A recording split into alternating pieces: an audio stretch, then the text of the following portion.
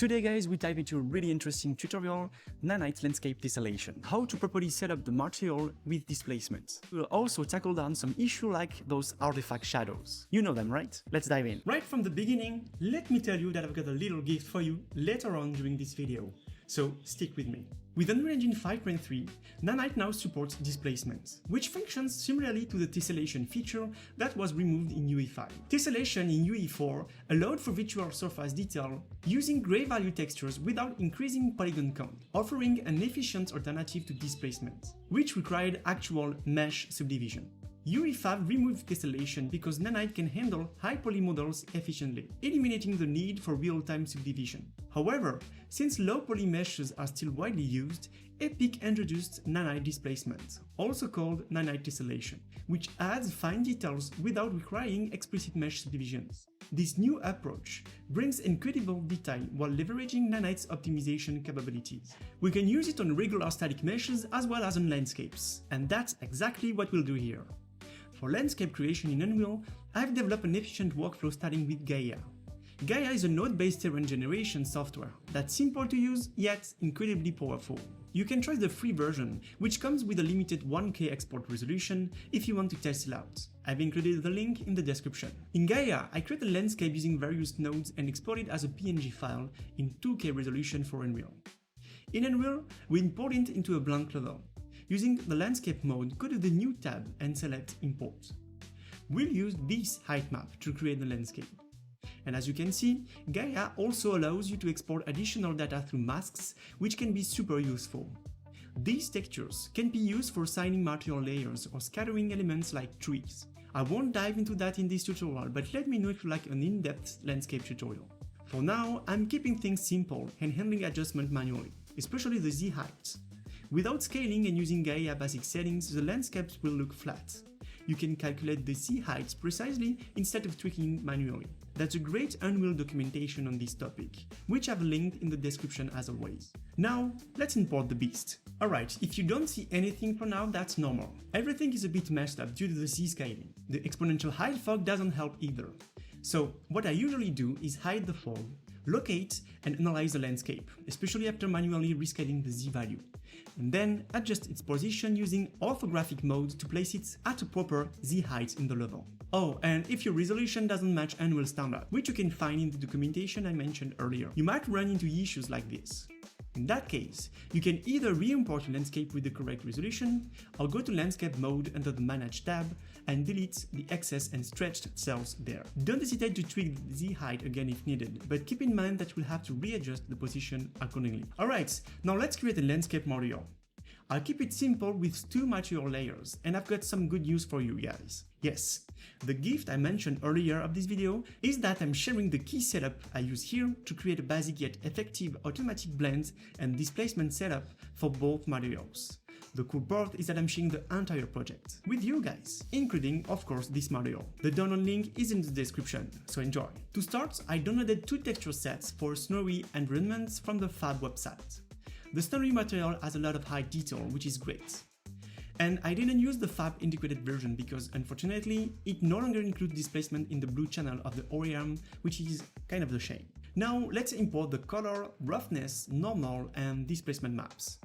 Make sure to properly configure the compression settings for the roughness and displacement maps to avoid reading an sRGB value, since we're dealing with the grayscale data. Mask no sRGB is a good choice here. And now, let's dive into the material itself. Right away, you can notice the displacement attribute in the output node, which is a major update. Unlike in Unreal 5.3 and 5.4, we no longer need to add variable commands in the point.ini file to enable it. And that's definitely a great improvement. However, to actually use this pin and remove its grayed out state, go to the details panel on the left side of the material editor. Search for tessellation and enable it. That's all you need to do to activate Nanite tessellation on the material side. I'll discuss the magnitude and center attributes in a moment. I'll go straight to the basic principle of a landscape material, but don't worry, since the project is downloadable, you can always check out the setup directly if you miss anything. First, let's activate the Make Attribute feature to keep things organized and easily connect the layer blend node. Using 2 arrays, I can later map the entire logic for both the snow material and the grassy one. This method essentially allows us to create multiple materials materials within a single one. Since we're only using color, roughness, normal, specular, and displacement, instead of using the mic material attribute node to gather all the data, I prefer to use set material attribute directly. It's more concise and takes up less space. Now, let's specify the necessary inputs and move on. After importing the textures into the graph, I created parameters to fine-tune all of them within a material instance. Using Quixel Map Adjustment Material function as a reference, I designed my own color control material function to simplify mapping and reduce the complexity of the node system. Next, I set up a roughness control using a lerp function. This method ensures that we're precisely adjusting the texture grayscale values rather than just multiplying the results. For the normals, I used the pre-existing material function, but I inverted it at the end to maintain a more intuitive intensity logic, where the full texture intensity is at 1 instead of 0. As for the displacement map, I'm keeping it simple for now and we will refine it later on. To control the UV tiling of this layer, I added a landscape layer coordinate node. This is a better choice than a standard texture coordinate node, as it helps avoid potential issues within the material in the scene. After that, I took some time to properly rename and categorize attributes to make them easier to manipulate in the material instance. And you can also preview everything in the parameters panel here. Then I duplicated the same logic for the grassy layer, adjusting the parameters and renaming them accordingly. Now, to enable automatic assignment of both materials, we'll add another layer array in the landscape layer blend node. This will serve as the base while still allowing us to manually paint each layer if needed. This is a very standard Blender material setup, but you'll see that incorporating displacement data will bring some interesting subtleties. The blend relies on the world-align blend material function. We'll use two key attributes to control the material distribution: elevation and explicit normals. These allow us to leverage the landscape's relief to manage the blend between materials. I'll expose two scalar parameters for these controls and organize them into a category in our material instance. To make this work properly, we need another material function. While something similar might exist in the engine library, I prefer to create my own. This will also help you understand the logic behind it. This custom material function is mainly for defining two materials, one at the top and another at the base of the landscape elevation. By lerping each attribute with an alpha, along with the separate one for the normal, I can properly match and connect the world-aligned blend function's outputs. This ensures that every attribute used in the final material blends correctly. Now let's create a material instance from it and assign it to the landscape. After that, go to landscape mode and create a layer info for each layer by clicking the plus icon here and selecting weight blended layer. This will generate an asset where all paint data will be saved. Once that's done, we're good to go. Don't forget to fill the base layer with the automatic one to ensure everything works properly. Now you can really see the effectiveness of this material setup, especially with its automatic configuration. Now you can try to play with blend sharpness and blend bias, and you will see the automatic blends, and that's a setup really handy. Imagine painting all those information by hand. It's gonna take a long time. But there's still no displacements, and that's expected. That's because we need nanites, and right now our landscape doesn't have nanites enabled. To fix this, go to the details panel, enable nanites, and then hit build data. With nanite on, we can finally see the tessellation, and we'll reach the default values from our initial setup, but now we need to configure it dynamically to control how tessellation behaves, because as you can see, it's kind of all messed up here. And here's the important parts. Typically, most tutorials will just tell you to multiply the displacement texture by a scalar parameter. However, that method doesn't work correctly in the long run. You'll likely end up constantly tweaking the magnitude and center values in the material attributes that I talked about earlier, which can break everything, resulting in a real elevation where the base of your terrain is either way too high or too low compared with the original height map. So here's the correct setup for you guys. Keep the multiply and scalar parameter at the beginning. This remains the main adjustment parameter.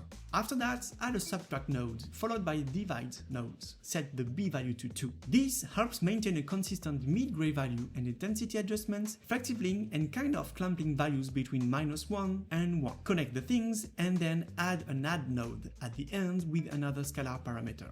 And that one should represent the mid value of the displacement texture, which is usually 0.5. And this setup ensures that you no longer need to manually tweak the magnitude and center values. Just adjust the first scalar parameter to control the displacement's intensity. And with this approach, the displacement behaves correctly, keeping the base elevation intact while providing a smooth and natural result. Back in our scene, we can clearly see the difference. The settings now react properly without creating a huge offset in the landscape itself. But we're not quite done yet.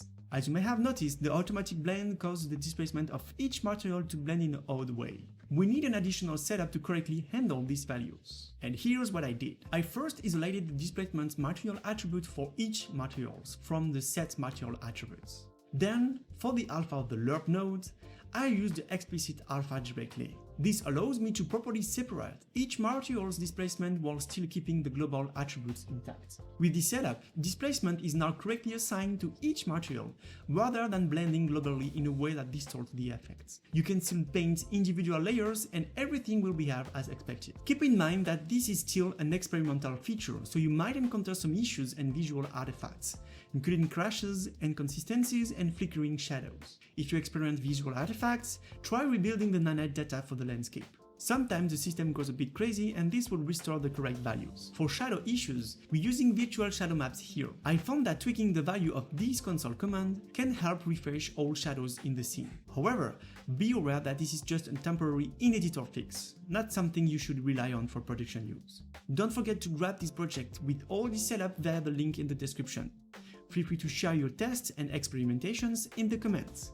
Can't wait to have your feedbacks, guys. Alright guys, I hope you liked the video. Remember, it's still an experimental feature, so be patient. See you next week for a new video, as always. Ciao!